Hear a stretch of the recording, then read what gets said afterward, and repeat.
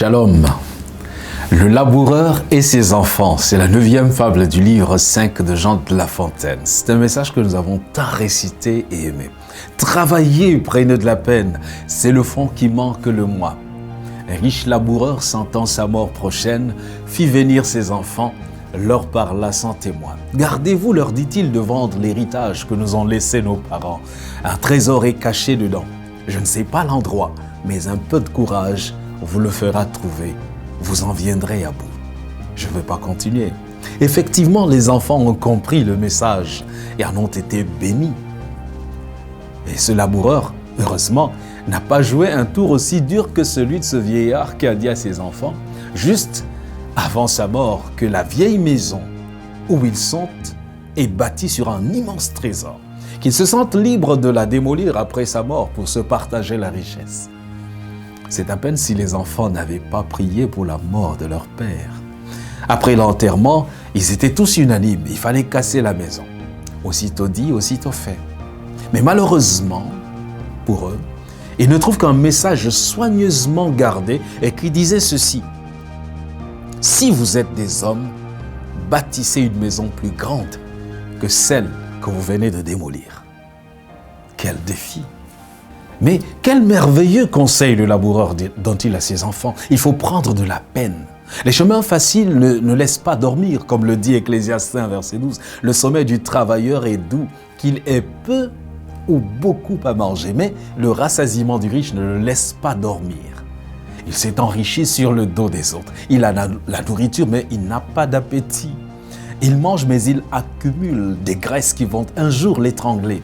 Le riche doit se mêler à ses ouvriers pour mieux comprendre leurs peines et mieux les rémunérer. L'attitude du riche qui n'est pas passé par l'école de Dieu dans la souffrance n'est pas du tout agréable. Un homme riche comme celui de la fable le savait et il a voulu épargner à son fils le châtiment réservé aux mauvais riches.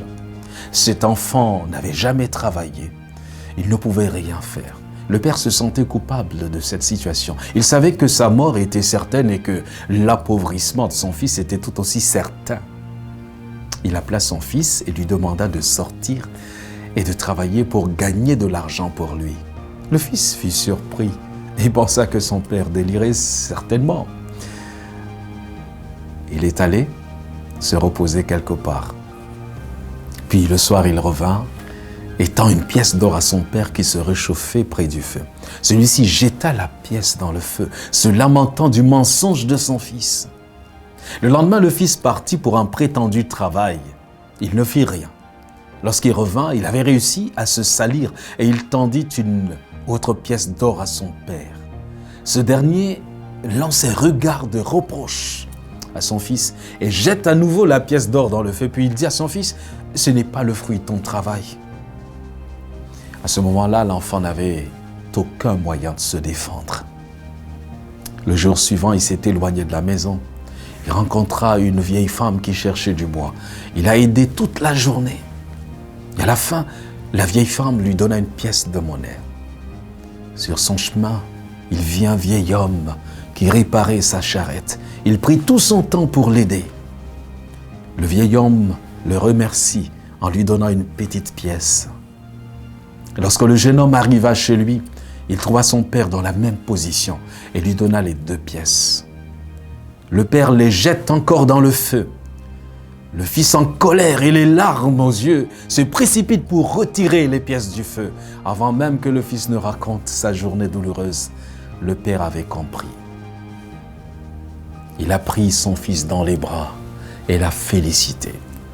Il a pu transmettre l'important message à son fils avant qu'il ne s'endorme du sommeil de la mort. Le travail des mains n'est pas méprisable. Il n'est pas destiné aux esclaves des temps modernes. Jésus a consacré la plus grande partie de sa vie terrestre à son établi de charpentier. En donnant à l'homme le travail, Dieu lui a prescrit le repos du sabbat, le 7e jour de la semaine, qui est samedi. Faire du travail une idole, une drogue, c'est se tuer et tuer les autres autour. Le repos garde de la tentation de tout attendre du travail. Le repos est à la fois un commandement, mais en fait une nécessité et un droit. Il nous rappelle que la vie ne dépend pas de notre travail, mais avant tout de l'amour de Dieu. L'homme ne vit pas que pour travailler. Il faut donc un équilibre entre vie professionnelle d'une part et vie personnelle et familiale d'autre part. Comme le disait Clémenceau, les cimetières sont pleins de gens indispensables. Ou encore, celui qui ne se repose jamais finit par fatiguer les autres. Fin de citation. Aucune sueur tombée en terre ne reste sans bénédiction, car le travail est un trésor qui culmine jusque dans la vie éternelle. Quant aux pauvres qui se rongent les ongles et grommellent du succès des autres, il faut travailler avec ardeur, comme la fourmi dont parle le sage lorsqu'il s'adresse aux paresseux. Dans Proverbe 6, verset 611, « Va vers la fourmi paresseux, considère ses voies et deviens sage. » Il faut commencer par nettoyer le dessous de votre lit, oui, puis la chambre, ensuite désherber la cour et enfin sortez et cherchez du travail. Le plus grand ennemi du chômeur, c'est lui-même. La plupart des gens sont cloués au sol simplement parce qu'ils se laissent effrayer dans leurs pensées. Ils ont peur de changer de cap et de prendre le chemin de leur destinée.